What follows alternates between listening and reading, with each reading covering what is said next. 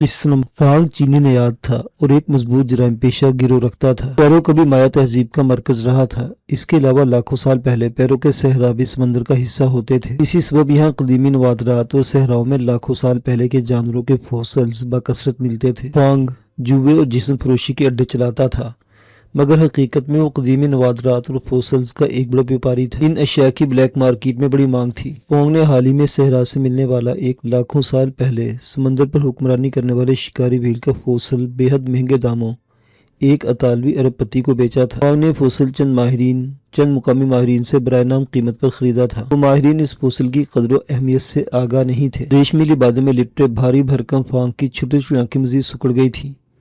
वो लकड़ी के एक तख्त पर ज़मीन से 6 इंच ऊंचा बैठा हुआ था।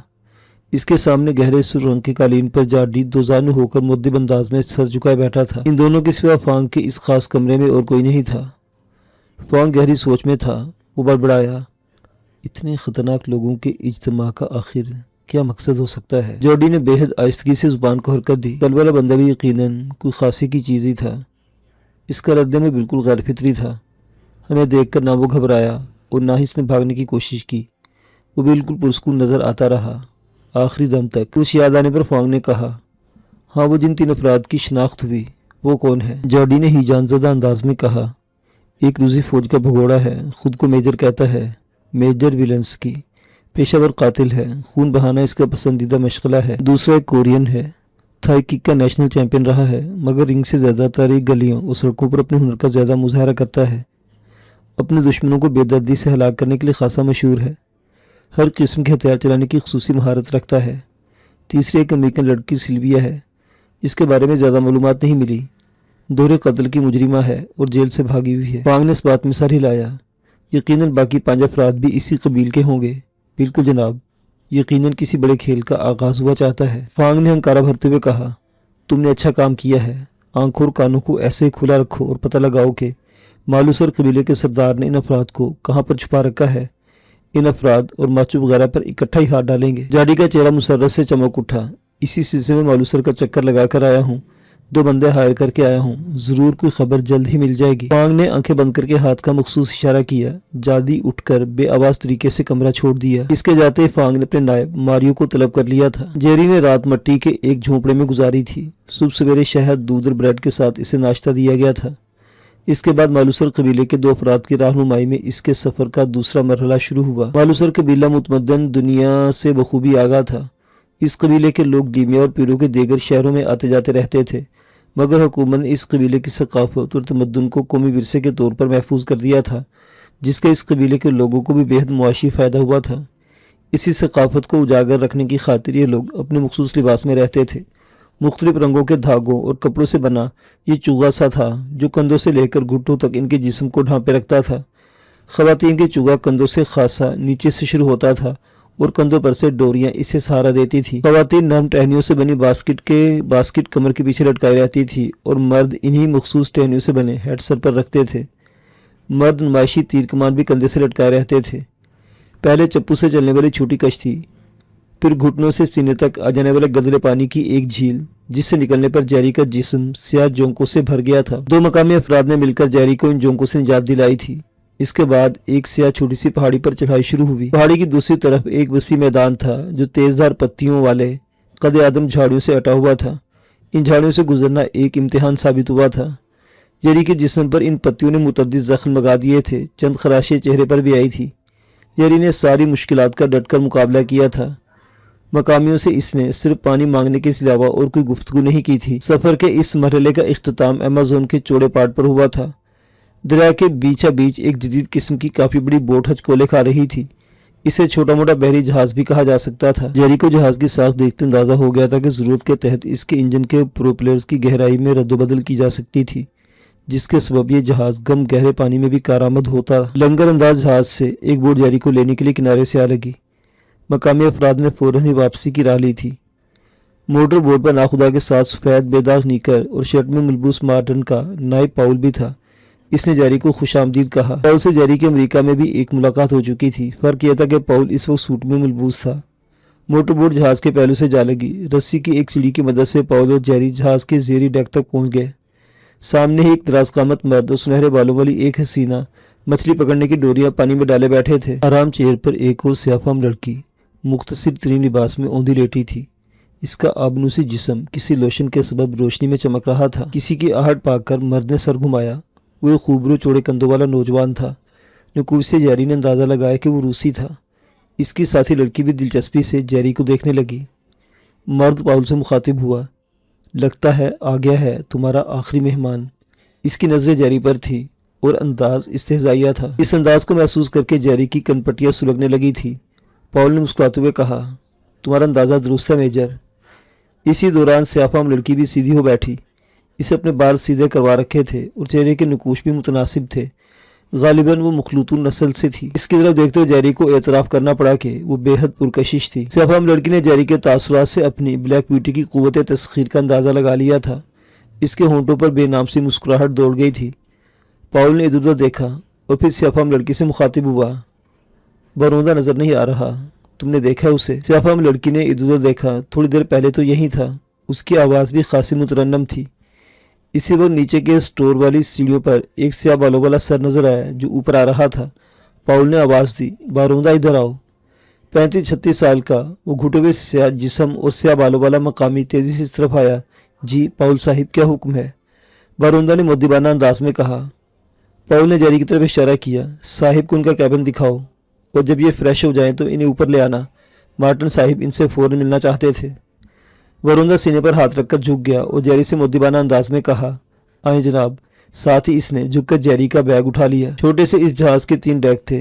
बारोंदा जैरी को दूसरे डेक पर ले आया। इस दौरान इसकी जुबान भी चलती रही। बारोंदा इस जहाज़ का अफसर मेहमानदारी कह लें। इससे हासिल होने वाली मालूमात के मुताबिक निचला डेक जहाज़ के मुलाजमीन के लिए मखसूस था। खाने पीने के मामलात भी वही अंजाम पाते थे। खाना मखसूस औकात में इज्तिमाई तौर पर निचले डेक पर ही दस्तयाब होता था। नज़्म व ज़ब्त को बरकरार रखने के लिए मार्टिन भी अपने ख़ास दोस्तों के साथ खाना वहीं पर खाता था। दरमियाना डेक इन 8 अफराद के लिए मखसूस था जिन्हें मेहमान कहा जाता था। सबसे ऊपरी डेक मार्टिन और इसके ख़ास दोस्तों के लिए मखसूस था। वहाँ किसी को भी बगैर इजाज़त जाने की ज़रूरत नहीं थी। इसके अलावा जहाज़ के किसी भी हिस्से में मेहमानों को आने जाने पर कोई रोक टोक नहीं थी। दरमियान वाले डेक पर जैरी ने चंद अफराद को देखा था। इनमें से एक दुबले पतले अतालवी स्ट्रीट फाइटर को बखूबी जानता था। बिजली सी लपक झपक रखने वाले इस फाइटर का नाम पालहुड था। एक जसीम स्याफाम पर इसे शक हुआ कि अफ्रीका के कसाई की उर्फ से मशहूर जनरल डिगाल के करीबी साथियों में से एक है। हज़ारों मुखालिफ कबीले वालों की नस्ल कुशी के जुर्म में जनरल डिगाल को अदालती कार्रवाई का सामना था और इसके बेशतर साथी मंजर से गायब थे। अपने कैबिन में आते हुए जैरी ने सोचा, मार्टिन के इरादे ज़रूरत से ज़्यादा ही ख़तरनाक लगते हैं। छोटे से कैबिन में ऊपर नीचे 2 बिस्तर लगे थे। इसका मतलब था कि इसे कैबिन किसी के साथ शेयर करना था। जैरी ने नहा धोकर कपड़े तब्दील कर लिए। मामूली खराशों पर इसने जरासीम कुछ दवा लगा ली थी। वो तैयार होकर बाहर निकला तो बारोंदा इसका मुंतजिर था। खुशगवार हर किस्म की आलूदगी से मुबर्रा माहौल, दूर से आने वाली सैकड़ों परिंदों की चहकारें और जहाज़ को मामूली इर्तिजाज से हमकिनार करती अमेज़ोन की तेज़ लहरों ने मचल कर माहौल को फुसूखेज़ बना दिया था। इसकी से लुत्फ़अंदोज़ होते हुए जैरी ने रेलिंग से नीचे झांका। जंगल में मंगल का समा था। सुनहरे बालों वाली हसीना की कुंडी में मछली फंस गई थी और इसकी खुशी भरी आवाज़ें गूंज रही थी। स्याफाम लड़की भी इसके करीब खड़ी उछल रही थी। जैरी ने मैनेखेज़ अंदाज में कहा, तुमने सूखे का जिक्र किया था, नीचे का समा भी तो रंगीन है। इसका मुखातिब मांगटी था। मांगटी ने हस्बे आदत बुरा सा मुँह बनाया। वहाँ भी हिस्से बखरे हो चुके हैं। ये लंबा रूसी सुनहरे बालों वाली सिल्विया को ले उड़ा है और ये काली तितली अपने ही जैसे जैज बेरियन पर फिदा है। इसका बूथा भी किसी लम्हे आता नजर आ जाएगा। जैरी ने कहा, जैज जेबरीमन अफ्रीकी यहूदी है शायद, कभी जनरल डिगाल के साथियों में शुमार होता था। मैंने देखा है उसे। पाल ने दिलचस्पी ली, तुम जानते हो उसे? यकीनी तौर पर तो नहीं, बस थोड़ा सा अंदाज़ा ही है, जैरी बोला। पाल ने गहरी नज़र से देखा। मेरे बारे में भी तुम जानते हो, जैज को भी जानते हो और ख़ुद किसी पहेली से कम नहीं हो। इसी वक्त जैज भी सामने आ गया। वो 40 के पेटे का खूब लंबा चौड़ा फौलादी जिस्म का मालिक था। सूख टी शर्ट में इसके रगो पट्टे खूब नुमायाँ थे। वो भी मछली को पानी से बाहर निकालने की मुहिम में शरीक हो गया। जैरी को एक ख्याल आया तो इसी दूर नज़र दौड़ाई। सुना था कि हमारी ख़ास टीम के मेंबर 8 हैं, 2 जोड़े तो नीचे हैं, 3 हम हैं और कोई नज़र नहीं आ रहा है। कौन है वो? पाल ने कहा, श्रीलंकन है और को माहिर शिकारी है। रियो के 2 लड़कियों के साथ ताज़ा गोश्त का इंतज़ाम करने निकला हुआ है। खासा दिलचस्प आदमी है। اس کا نام وکرم سنگھے ہے۔ اسی وقت روسی نے سر گھمایا۔ ان تینوں پر نظر پڑتی اس کی پیشانی پر بل پڑ گئے۔ جیری نے اسے نظر انداز کر دیا۔ یہ بل مانگٹی نے بھی دیکھ لیے تھے۔ اس نے تنفر بھرے انداز میں کہا، یہ روسی خود کو کچھ زیادہ ہی عرفہ والا سمجھتا ہے۔ ایک دو دفعہ باس بننے کی کوشش کر چکا ہے، لگتا ہے اس کے دماغ کے کیڑے جھاڑنے پڑیں گے۔ پال نے بھی کچھ ایسے جذبات کا اظہار کیا۔ وہ دونوں ہی اس روسی سے نالا تھے۔ جیری نے ٹھنڈا کرنے کی غرض سے کہا، بہترین ٹیم ورک کے لیے دل و دماغ کشادہ رکھنے پڑتے ہیں، تم دونوں درگزر سے کام لو۔ مانگٹی نے سر جھٹکا۔ اس کی حقیر سمجھنے نگاہیں تو کم از کم مجھ سے برداشت نہیں ہوتی۔ جیری ان دونوں کو لے کر ریلنگ کے پاس سے ہٹ گیا۔ تھوڑی دیر میں وکرم سنگھے بھی آ گیا۔ وہ مرغابی کی نسل کے کئی پرندے شکار کر کے لایا تھا۔ وہ بھی جیری سے گھل مل گیا۔ وکرم نوجوان اور توانائی سے بھرپور تھا۔ اس نے یہ بتا کر جیری کو حیران کرنے کی کوشش کی کہ وہ ایک مہماتی ٹیم کے ساتھ ایمیزون کے نہ صرف خاصا اندر تک گیا تھا بلکہ ایک جدید تمدن سے آری قبیلے کے ساتھ دو بدو لڑائی بھی کر چکا تھا۔ جیری کا خیال تھا کہ اسی کارکردگی کی بنیاد پر اسے اس مہم میں شامل کیا گیا تھا۔ وہ ڈیک کے میں آئے تو اطالوی پول ہیڈ اور چہرے پر زخموں کے لاتعداد نشان والے ایک نوجوان محو گفتگو تھے۔ اس نوجوان کے بارے میں جیری نے اندازہ لگایا کہ وہ جاپانی یا کورین تھا۔ اس کا چہرہ اس کے پروفیشنل ہونے کا گواہ تھا۔ جیری کو دیکھ کر دونوں نے باہمی گفتگو روک دی تھی۔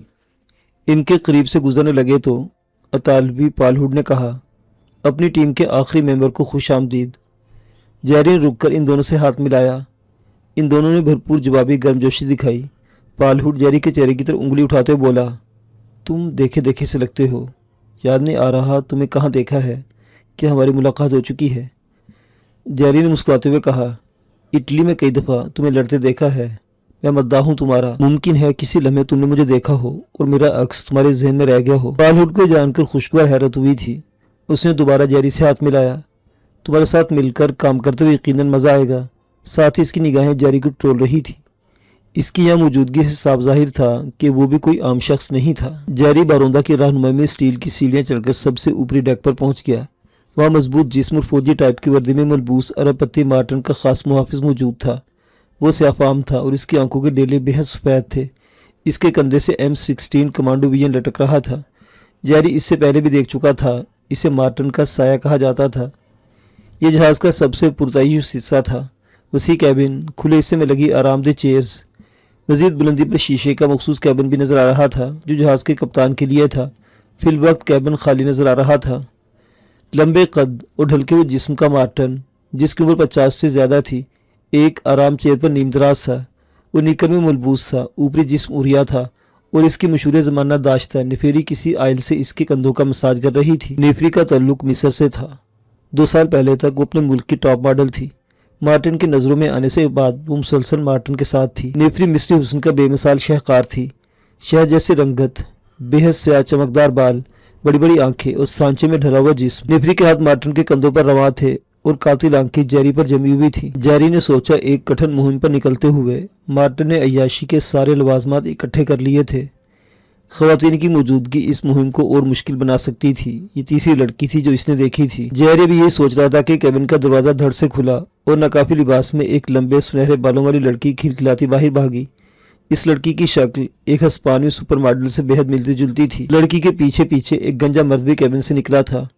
مارٹن کی طرح اس کی عمر بھی 50 سے اوپر تھی، مگر وہ صحت مند تھا اور حیرت انگیز طور پر چہرے سمیت اس کے پورے جسم کا رنگ سرخ تھا۔ یہ خون کی سرخی نہیں تھی، ایسا لگتا تھا وہ سرخ رنگ میں نہایا ہوا ہے، مگر یہ مصنوعی رنگ نہیں تھا۔ دیکھتے دیکھتے اس سرخ رنگ والے نے لڑکی کو جکڑ لیا۔